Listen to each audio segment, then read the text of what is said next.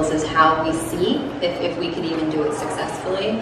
Knock on wood, though, we've wherever wood is, no wood around here. Yeah, UCLA, we're playing UCLA wood. So far, we've been pretty successful with everything we've launched. Thank you, everyone, for joining us this morning, and thank you, Jessica. It's been thank you guys for having me. How are you? Hi. Great crowd. What a cool space. This is amazing. Yeah, this is so dope. It's beautiful. So you all know our next guest from the screen, of course, but she also founded a company called The Honest Company, and it was in 2012 with 17 products, and today they have over 100 products. They also have 350 employees. That is growing rapidly. And for the people who were there yesterday, you know that they're outgrowing that space pretty rapidly, in fact. And so what we're here to talk about today is what it's like to be an entrepreneur, what she's done, and why she chose sort of this mission and this path in life, among the many that she could have moved to. So Jessica, thank you for joining us, first of all. Thank you for having me. Okay, so you have everything from laundry detergent to vitamins. What's next on your product roadmap? We're going to do a little bit of a deeper dive in the product categories that we're currently in. So we do, like you said, dish products, laundry products, diapering products, and personal care products. So we're going to go deeper dive into all of those categories, and then we're also expanding into feminine care and beauty. Feminine care and beauty. So let's talk about what feminine care is and what that product range looks like for you. We're talking about tampons, panty liners. For the guys out here, that's feminine care. For the guys in the audience. He practiced that this morning. I said, I think this is the longest interview I've ever done with anybody about tampons. So tell us about, so you're going to come out with a line of tampons. This is new. This hasn't been announced yet, actually. Well, I think, it might be helpful for you guys to understand a little bit about our process and how we expand. So like he said, 3.5 years ago, we launched with 17 products, and we have over 200 now, which is pretty crazy to be able to expand this quickly in this amount of time, and to implement such rigorous standards as far as what we won't put in our products. So we won't put any questionable or toxic chemical in any of our products. We looked at, or I looked at, when I came to this realization, the need for safer and better and healthier products, I looked at the use of untested and toxic chemicals in the marketplace and the rise of chronic illnesses. Really, they were on a parallel path. Everything from obesity to cancers to behavioral disorders, autism, OCD, all of these things are linked to untested and toxic chemicals, primarily a lot of petrochemicals.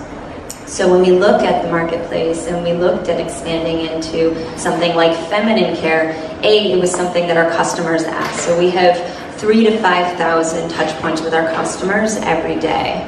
And we collect a lot of data, and they let us know what they want us to make. So they asked us from day one to make a deodorant. That's a purely adult product. We had no idea that there was going to be such a demand for a safer and healthier deodorant. But, we listened, we looked at the opportunity in the marketplace, and we created it. And we actually sold through our first run of our deodorant. Now we have 3 scent profiles, but our first one we sold out straight away. And so we're like, all right, so I guess that was a hit, and maybe we should do a deeper dive into that, and we should make sure that we really, as we have been, listen to what our customers want and see if we can make a better and healthier product. So we looked at feminine care, and we looked at the marketplace, and we looked at the rise of not just women who suffer from toxic shock syndrome, but also from is an endocrine disruptor, what a lot of these feminine care products are made out of. So it's a solidified petroleum, it's rayon, it's treated with chlorine, sometimes bleaches, fragrances, which are all synthetic, and they're known to affect your hormones in a bad way. It's basically, they mutate your hormones and your genes over time, and it can cause all sorts of problems. So ours is a plant-based, and most people don't even know that. Most people don't even know that their feminine care products are made from rayon. They think it's made from a natural fiber. They don't know that it's made from something that's synthetic. And they don't know anything about the fragrances or any of that stuff, and companies aren't forced to disclose, nor are they forced to test their products or their ingredients for safety before they're brought into the marketplace. So we looked at this opportunity and we're like, you know what, let's see if we can make a better one. So we did, and it's taken quite a while. What are you using in the product? What have you replaced? Organic cotton. So it's organic cotton? Organic cotton. Throughout? Throughout. And what about the applicator? So the applicator is a bioplastic. So looking at the marketplace and seeing that all of the organic cotton products, we're going to do digital, which has no applicator, and that's like the most eco-friendly for the environment, but some people still want the comfort. And just the reality is a lot of people won't use the organic cotton because it comes with a cardboard plastic applicator that slips and pinches. And you ladies know what I'm talking about. And so it's like, how do we find the happy medium? So we came up with a bioplastic applicator that's made with, over 70% of it is a plant-based biomaterial. So, yeah. So I want to talk about, you have... And the packaging is really cute. Yeah.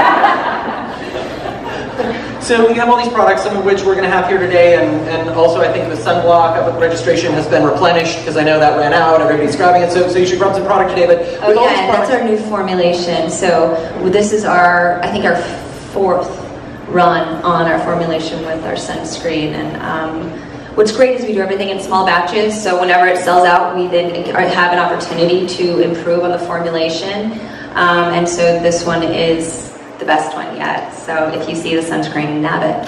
Grab it up. So when you started though, and even now I think a lot of people, think of Honest as a baby care product company primarily, even from the start you did have other products, but diapers was kind of the main association. What are you doing to sort of change that and to make it clear to people that you have all this bigger product line and you're in 3,500 stores? Right. How do you change that image that you started with? Well, it's all marketing. We targeted the new mom because when you start a company, you have to figure out how to make money and create a business. And we specifically targeted the person in the household who controls 70% of the household income and also who reads labels. And that's the new mom.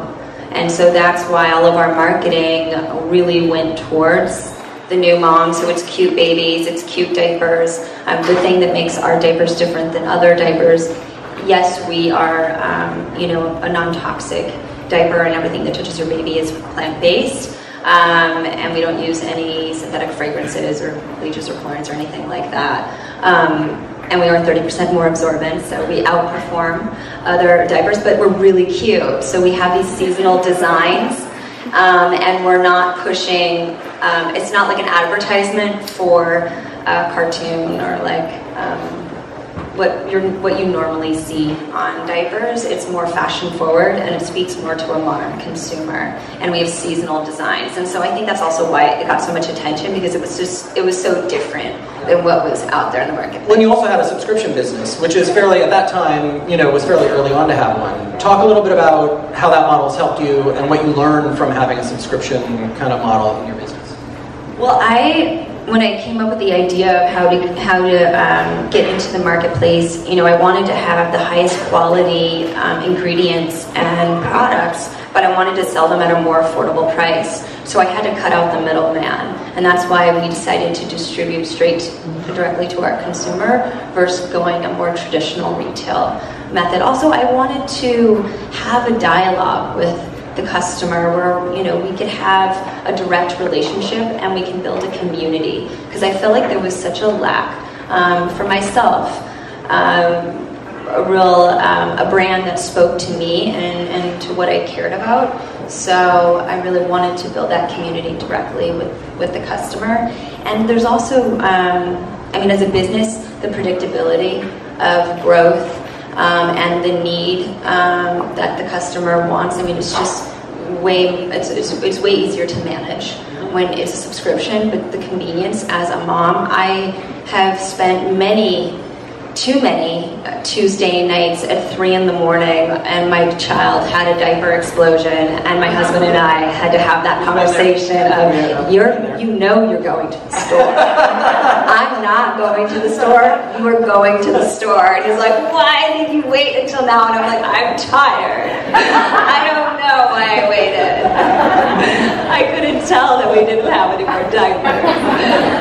And so just the convenience of someone thinking 2 steps ahead for me, knowing how tired and exhausted you are when you have a new family. I wanted to try and make it as easy for parents as possible. And so we do a couple of subscriptions. One of them is diapers and wipes for $20 a week. And the other one is a mix of household cleaning products and personal care products. So you can choose over 67 products, and you choose 5 of them a month. And you can delay your delivery if you want it every 2 weeks, or if you want it every 6 weeks or 8 weeks. You can really adjust the time of your delivery, and you can adjust the assortment.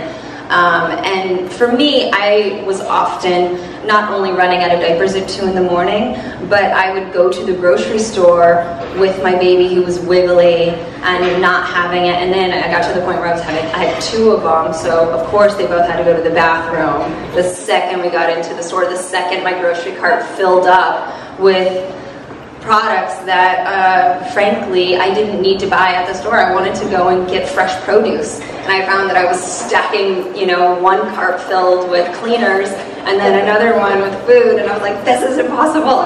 So you got a seat for each of the kids, at least that way. Yeah, that's true, except one of them just never wanted to be in the cart.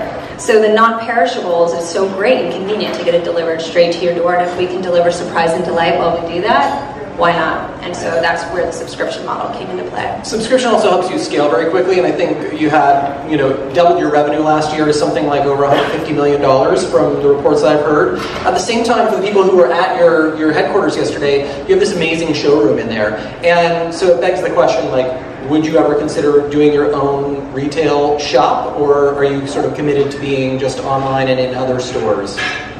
We're pretty agnostic as to how we get into families' homes. The only reason why we went offline is because our customers asked us to. They were like, I love the subscription and I love getting these things on a monthly basis, but I want to discover and find, your other products. I want to touch and feel them. I want to see them. I want them to be conveniently at my local Whole Foods or Target or Nordstrom's or what have you. And so that's how we chose our retail partners.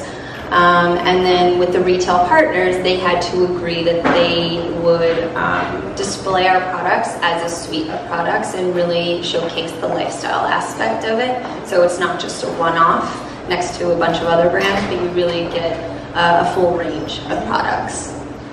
So kind of evading the question on retail. So our own retail. Do you want a store?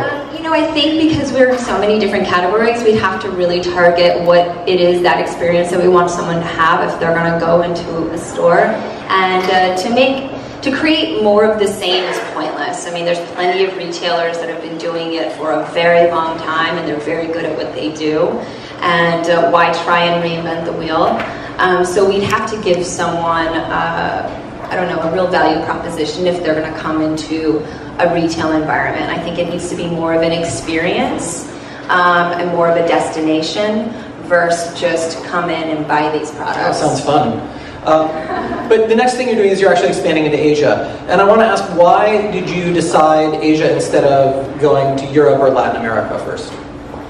Well, we've had a lot of incoming calls from different territories. And when we looked at the different opportunities in the different territories, we looked at Asia in particular as really needing the product the most. I mean, in Europe, they do have safety standards in place, and so they do get a higher quality of product that can be brought into the marketplace.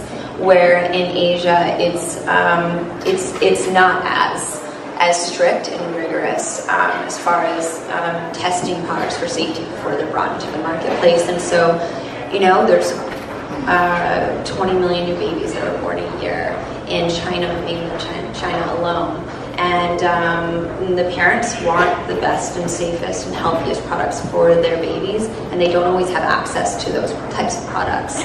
And so we just thought that there was a great opportunity to make a big impact on a lot of people's lives. Did you do market research? And did you go there and do market research? What did that look like? What did you discover, I guess, in terms of the differences, in terms of their attitudes toward your products, or what kind of products they wanted versus the way the audience here or your customers here do? Well, everybody wants the same thing. Everybody wants their children to thrive. Everybody wants the best for their kid, and everyone will sacrifice to provide that for their child. So, you know, when we went to China specifically and to Korea and did research in Japan, we just looked at, you know, what they're buying, what they have access to, what they want. We looked at what social media platforms they communicate on. We looked at what retailers they purchase from, offline and online. And then, you know, we just got to lay in the land to kind of understand that consumer and what they care about. Education is a big one for the Asian consumer. And they actually want, you know, a huge catalog of information to go with every single product, where here in the States, they just want a flashy one-liner and a cute picture. Where there, you can really, you know, give them a lot of information and they soak it right up and they love it. So tell me about why your mission, you could have used your public persona to get your mission across in lots of different ways to spread the message about, you know, toxins in the products we use. Why did you decide that business was the right vehicle for you to get this, to make this change that you wanted to see in the world? Well, I prior to launching The Honest Company, I went and lobbied for reform on TSCA, which is really the only piece of legislation on toxic chemicals that's in place. And it was put in place in 1976, and it hasn't been reformed since. There have been over 80,000 new chemicals brought into the marketplace that have not been tested for safety since this piece of legislation was put into place. So it's completely outdated. I tried to lobby for reform. I got together with nurses and doctors and scientists and other parents who wanted reform on this bill, and I got nowhere. And I was like, you know what? If government isn't going to safeguard me and my family and everyone else, then I've got to create a business where we can do that and we can provide a better life for people. So it was really just like a social justice or social injustice that I was looking at, and there's no better way to make a difference than with a business. And there's no better way, I believe, to create a sustainable nonprofit than to create a for-profit. We're not begging rich people for money, which is what most nonprofits have to do. People are voting with their dollars. And they're saying, I want better products, and we are the pathway that they're able to do that. Yep. And I want to also add that you're a B Corporation, which means that you know, giving back is part of the mission, built into the company's sort of goals. And I think last year you gave away like 70,000 products to people who couldn't otherwise afford them and things like that. Yeah, this year we committed $3 million to our social goodness, and we give everything from medical research. So we're working with Dr. Phil Landrigan at Mount Sinai, and there's an Honest Clean lab, and he is testing the combination of certain chemicals while the mother is pregnant, and how that affects children getting autism. So that's one of the big things that he's testing right now, and he's doing it in the Honest Ultra Clean lab. So we're really proud of that research, and that's something that hopefully we can take to government and to try and again fight for reform on the TSCA legislation, along with providing families in underserved communities with basic essentials like diapers and wipes. We have a one-for-one crib program, so we made a crib, and for every crib that's purchased at honest.com, we give a crib to a child in need, and it's made out of a sustainable wood, non-toxic paint, and it's $400, and it's a 4-way crib, so it grows with your baby. I mean, it really kind of hits on everything I think that all families care about. Yeah. So yesterday, Reese Witherspoon announced that she's going to come out with a lifestyle brand called Draper James. It's like Southern-themed products, right? And there are lots of other celebrities who sort of put their name and face on the front of products that they kind of curate, really. And I guess I'm interested in what you give. What advice do you give? I'm sure people come to you and they say, like, hey, I want to have something like the Honest Company, celebrities, other celebrities. So what advice do you give other celebrities who come to you and say, how do I start this thing? I mean, a lot of people want businesses or create businesses. They don't specifically say they want to create the Honest Company because, I mean, it's very challenging to create something like this because there really is nothing like it in the marketplace. But, when people are wanting to create businesses, I just ask them, do you know what the marketplace you want to get into? Do you know how you're going to be different? How you're going to penetrate it? Who's your team? Support your weaknesses with a really strong team. Yeah, I mean, it's what's your day-to-day going to be like? What's your real involvement? Just kind of getting real with starting a company. It's not easy, and you have to be fully committed to it. So a lot of them just bail after that, once you said that? Some of them do, but some of them, start the business like Reese, and it's really cool. So, I mean, everybody wants to be passionate about what they do in their day-to-day, and I think as people evolve and they look at opportunities to evolve, being an entrepreneur is something that can be a reality here in this country, and it's cool that people can do that. So as someone in the talent business, what do you look for when you're hiring people? What is talent to you? How do you find somebody who's going to be part of your team?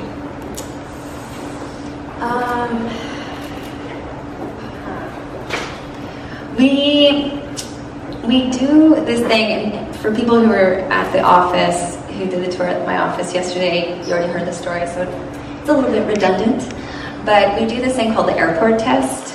So basically you have to imagine yourself stranded in an airport with this person for 6 hours, say, and not want to kill them, but actually be able to crack open a beer, have a glass of wine, and chit-chat, and still want to see them the next day at work. So that's one of the big ones, the airport test. And then, when you're at a startup, and we're still very much a startup, you have to wear, many different hats, and you're going to probably do something outside of your personal expertise and work outside of your comfort zone. And then you're going to have to improvise and think on your